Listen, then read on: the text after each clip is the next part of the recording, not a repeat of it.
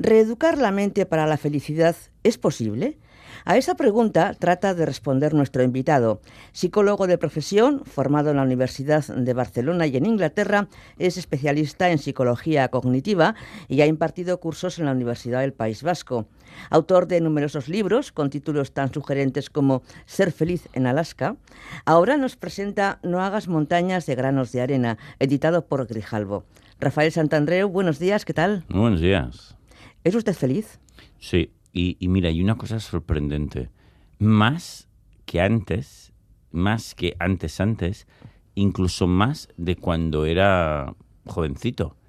Que yo pensaba que todo el mundo decía, ¿no?, que era la etapa más feliz de las personas. Pero yo me he dado cuenta, de verdad, que la etapa más feliz de los seres humanos es cuando empiezan a pensar correctamente. Porque tus pensamientos son los que determinan tu capacidad de ser feliz. Uh-huh. Entonces no se cayó usted dentro de la marmita, ¿no?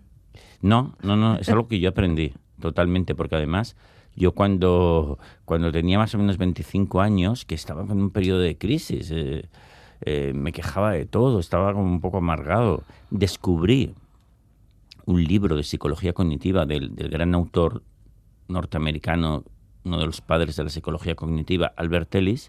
Lo leí y fue como que abrí el libro y me llegase la luz de repente. Me di cuenta de cómo hacía yo para amargarme y cómo podía hacer para dejar de hacerlo, y eso cambió mi vida. O sea que yo lo aprendí. O sea, es cambiar el chip, de alguna forma. Cambiar toda tu filosofía de vida, tus principios vitales, tu manera de ver el mundo de manera radical, de tal manera que dejas de quejarte y empiezas a ver que siempre tienes posibilidades de hacer cosas maravillosas. Si el viaje comienza por el primer paso, ¿por dónde empezamos a reeducar nuestra mente? O dicho de otro modo, a desaprender. Bueno, claro, primero te tienes que dar cuenta qué creencias irracionales te están afectando, están haciendo que tú no seas feliz. Casi siempre esas creencias, hay millones de creencias que tienen las personas que te hunden en vez de ayudarte. Pero fíjate, increíblemente, todas esas creencias irracionales se pueden resumir en tres. O sea, con los años hemos visto que en realidad son tres grupos. Uno, la primera creencia irracional. ¿Debo hacerlo todo bien? O si no, voy a ser un fracaso de lo peor. O sea, ponerte el listón muy alto. Absolutamente. El segundo, la gente, todo el mundo me debe tratar bien todo el tiempo, o si no, no lo puedo soportar. Exigencias sobre los demás. Y la tercera es, el mundo debe funcionar como está previsto. Los trenes llegan a tiempo, especialmente si los cojo yo. El camarero servirme a tiempo, especialmente si como yo. Tal. Y si no, eso es un asco. El mundo es un asco. Entonces, fíjate que primero has de detectar que te estás diciendo eso, que has caído en esa trampa de volverte hiperexigente, porque no nos damos cuenta. Tú piensas que te cabreas porque las cosas son así. No, te cabreas porque te has vuelto hiperexigente contigo mismo y con los demás. Y entonces tienes que revertirlo. ¿Con qué? Con otros razonamientos. Si no razonas, no te va a hacer efecto, porque te lo tienes que creer. No es repetirse como un lorito, todo va bien, estoy bien, qué bien me va todo. Eso no funciona. Te tienes que convencer con argumentos de que en realidad ya lo tienes todo para ser feliz. Pero eso hay que argumentárselo. Pero la vida está llena de imprevistos, hay que considerarlos también, ¿no? Hombre. Hay un atasco que te impide llegar Claro. a tiempo a donde sea, ese avión que se retrasa, Sí. las exigencias en el trabajo, ¿cómo lo volvemos a nuestro favor? ¿Cómo lidiamos con eso? Claro. ¿Cómo lo introducimos en nuestra forma de pensar? Claro. Además, ¿sabes cuántas hay de esas? 20.000. Hubo un estudio, alguien que se dedicó a calcular el promedio de adversidades que tiene una persona a lo largo de su vida, y le salieron 20.000. Imagínate, hay bastantes. Y más o menos ese estudio dijo que más o menos la gente tiene la misma cantidad, más o menos, 3.000 arriba, 3.000 abajo, más o menos todos tenemos las mismas. Y hay gente que con esas 20.000 adversidades es feliz, y hay gente que con esas 20.000 no lo es. Entonces, en realidad es lo que hacen con eso, la diferencia. Entonces se trata, fíjate, tienes que aprender a hacer una cosa fundamental, que es no terribilizar. Jamás. No terribilizar, ¿qué significa? No decirte a ti mismo que esas adversidades son terribles, el fin del mundo, la guerra nuclear. Sí que puedes decirte perfectamente, no me gustan, preferiría que no hubiesen pasado, ok, voy a intentar evitarlas. Eso es diferente, ¿no? Entonces, la primera cosa que has de aprender a hacer es no terribilizar. Y la segunda es necesitar poco. Fíjate que no por casualidad las personas más fuertes son las que han aprendido a necesitar poco. Dicen que San Francisco de Asís dijo al final de su vida lo siguiente, dijo: cada día necesito menos cosas. Y las pocas que necesito ya, las necesito muy poco, ¿no? Hacía como un juego de palabras, era muy simpático. Pues estoy seguro que era un tipo muy fuerte y muy feliz. Mire, yo el otro día me desprendí de una chaqueta que llevaba 20 años sin usar y ahora, fíjese que me arrepiento. Creo que por eso acumulo ropa que no me pongo en el armario, ¿no? Me da pena tirarla por si acaso, en fin. Estamos llenos de por si acaso, demasiado apegados a las cosas materiales y emocionales, ¿no? Sí. Y eso nos amarra quizás un poquito demasiado la vida, entroncando con lo que acaba usted de decir, de necesitar poco, ¿no? Absolutamente. Y fíjate que siempre que hablamos yo lo llamo esto necesititis, es una enfermedad.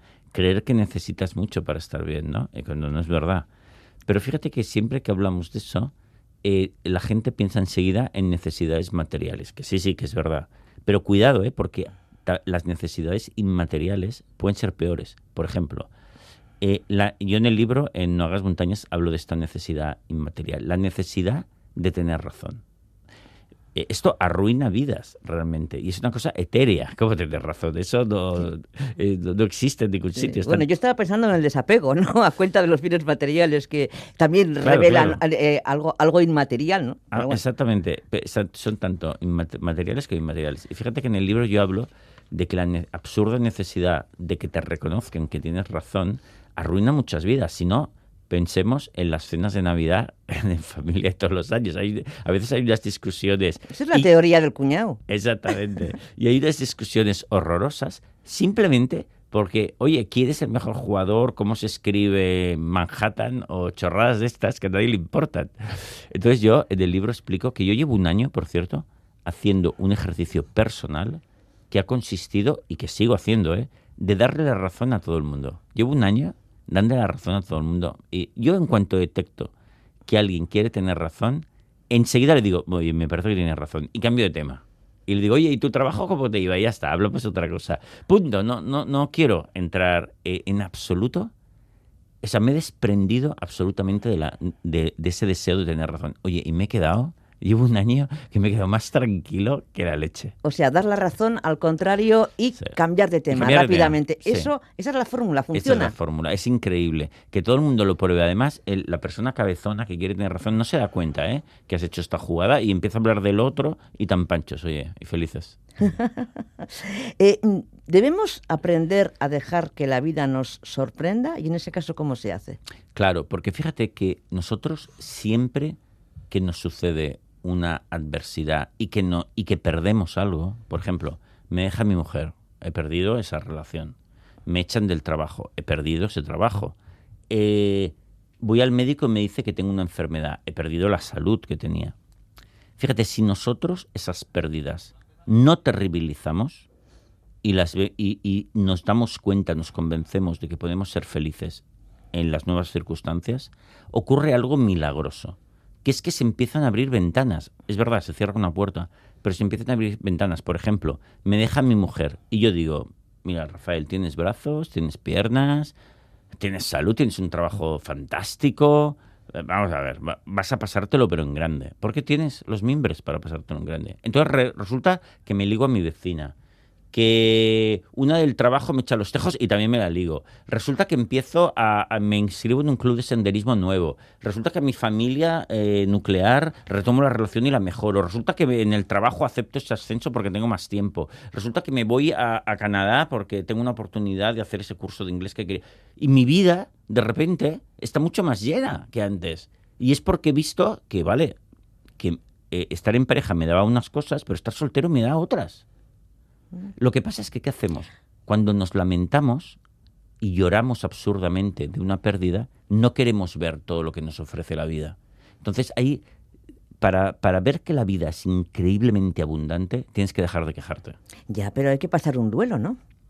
Bueno, pero cortito. O sea, ¿quieres un duelo de media hora, una hora? Perfecto. Es decir, otros especialistas recomiendan o consideran inevitable pasar un duelo que tiene diversas fases, que es un proceso para dejar atrás ese momento triste, oscuro que te ha dolido. Bien, puede ser una ruptura sentimental o la pérdida de un ser querido, que es una fase que hay que pasar y que además pues tiene varios escalones diferentes. Totalmente. Entonces, es por saber si usted también recomienda o considera necesario pasar un duelo, hay que pasar el duelo. Sí, pero fíjate que cuanto más corto, mejor.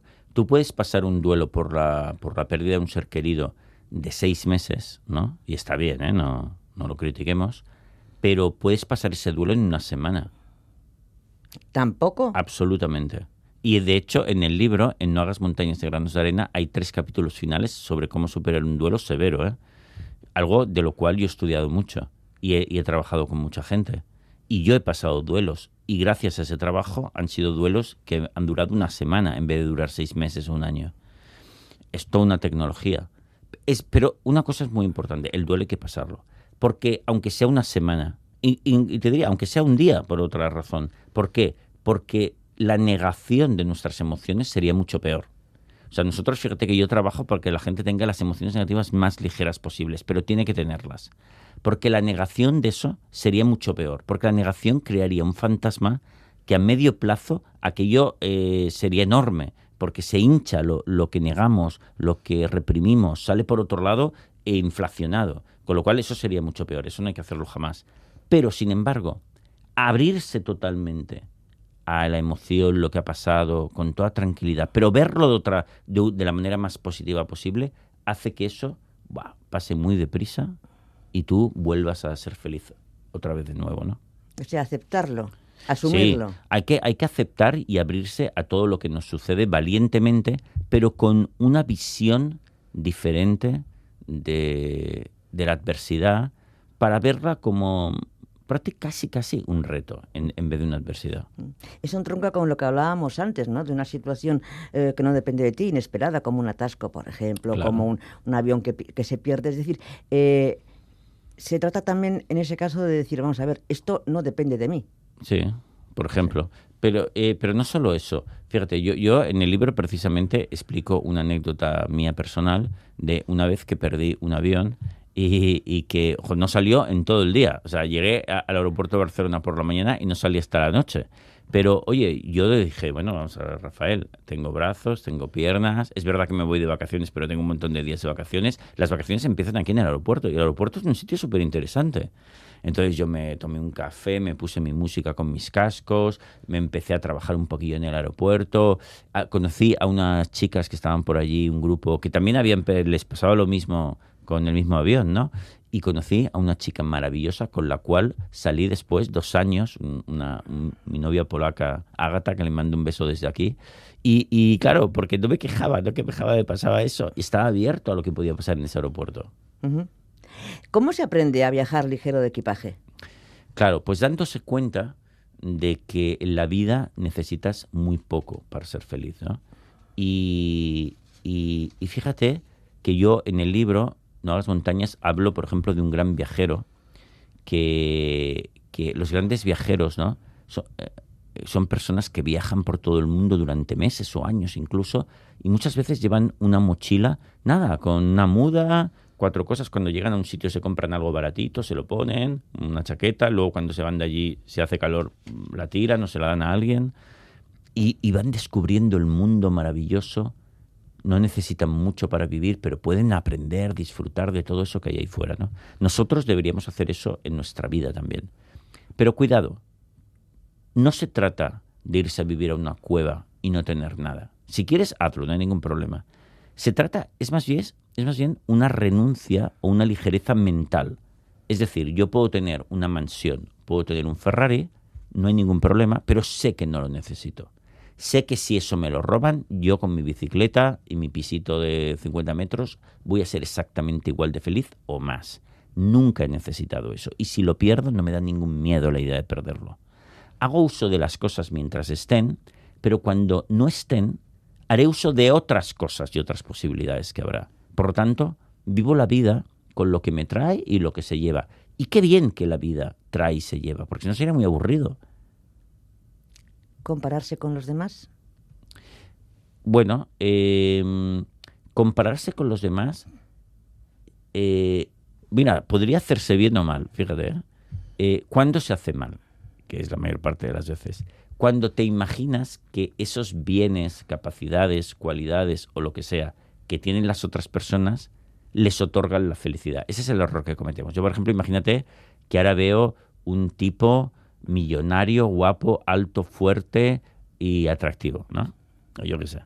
Y digo, hostia, ¿cómo quisiera yo medir un palmo más, ser como George Clooney y no sé qué? No sé, hay mucho postureo también. Vale, sí. Pero ¿sabes el error que cometería? ¿Cuál? Que yo pienso que eso a George Clooney le hace feliz. Te aseguro que eso a George Clooney le hace cero feliz. Porque lo único que hace felices a las personas es el amor a la vida y a los demás. Si tú tienes mucho amor a la vida, lo que tienes entre manos, a la naturaleza, todo y a los demás, tú vas a ser un tío feliz. Y si no tienes eso, aunque seas George Clooney, serás un maldito desgraciado. Por lo tanto, la belleza, el dinero, la atracción de George Clooney son anécdotas. Entonces yo cuando veo eso en los demás, ya no lo anhelo. Es una curiosidad, es una cosa simpática si quieres, es un juego simpático. Pero no estoy diciendo, oh, ¿cómo desearía ser George Clooney? Porque eso no me haría feliz, no me daría nada. A él no le da nada. Tampoco, pregúntale si no, ya verás cómo te lo dice. Entonces, cuando razonas de esta manera, ya no te comparas anhelando a los demás. Te puedes comparar como un juego, o como competir por afición, ¿no? Yo puedo competir con el restaurante de al lado para pasármelo mejor y disfrutar del trabajo, pero no me creo para que eso... superarte. Para superarme, pero no me creo que eso me vaya a hacer feliz. De hecho, el resultado nunca te hace feliz. Lo que te hace feliz es el proceso, haber disfrutado del proceso, el juego, ¿no? Esforzarte en ello, ese camino. Pero luego el resultado, a la media hora ya te has aburrido de eso, ya te has olvidado. Eso no sirve para nada. Entonces, esa es la manera de no tener complejos jamás, darte cuenta que todas esas cualidades son chorradas. Bueno, divertimento si quieres, nada más. No tiene ninguna importancia. Tener las tetas grandes no hace feliz a nadie.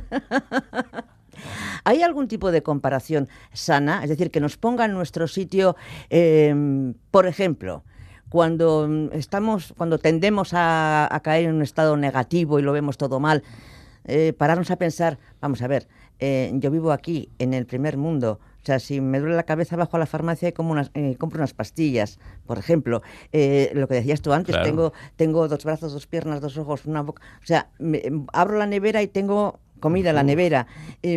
Tengo el médico al lado de casa. Ese tipo de cosas que dices, ojo, y resulta que vuelvo la mirada y 2.000 kilómetros más abajo no tienen nada. Eso es. Y a veces no nos damos cuenta de eso. Eso es. Esto es fundamental.